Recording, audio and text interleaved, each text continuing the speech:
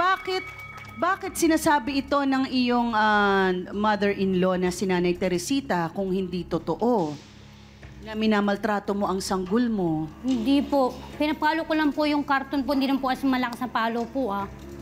Hindi po. Pero kung sanggol, bakit ganun ang ginagawa mo? Nagagalit si Nanay Teresita sa iyo dahil inihiga mo yung sanggol na anak mo sa gutter. Opo. Bakit mo inihiga ron? Kasi po sabi niya po, wag daw ako, wag iwan ko ng anak ko. Iniiwan ko anak ko sa Kasi gutter. nga, sawa na, di ba sabi mo, sawa ka ng alagaan yung anak mo? Di ba?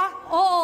Tapos Kaya nga, di ba? Tapos nung ayaw kong kunin sa'yo dahil anak mo yun, paano ako makapagtinda at bibili ng gatas kung may alaga akong maliit? Di ba? sabi mo kasi, wag ko iiwan di ba anak ko. Iniiwan ko anak ko sa gutter. Kaya nga, iniga mo sa gutter, di ba? Hindi mo inisip kung may ano? Di ba tinawag ko yung nanay mo? Oo. Para makita yung ginawa mo sa anak mo? Ano sabi ng nanay mo? Sabi, Yung nanay mo mismo? Hindi, pinuwi rin po ako. Uwi ka na kasi may anak ka rin. Lumayas siya isang linggo nang bumalik. O, ba't nandito ka? Tapos sabi niya, sabi ni mama, mabait ka naman daw eh. Umuwi na daw ako. Kung hindi pa pala sinabi na hindi pa uuwi, ako nag-alaga ng isang linggo, yung mga anak niya. Yung apo ninyo? Pinalayas ko ng lunes niya bumalik.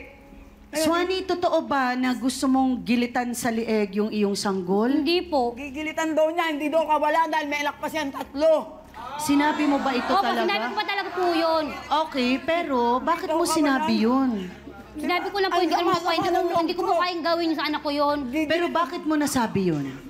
Gigilitan Wala niya lang po. ako.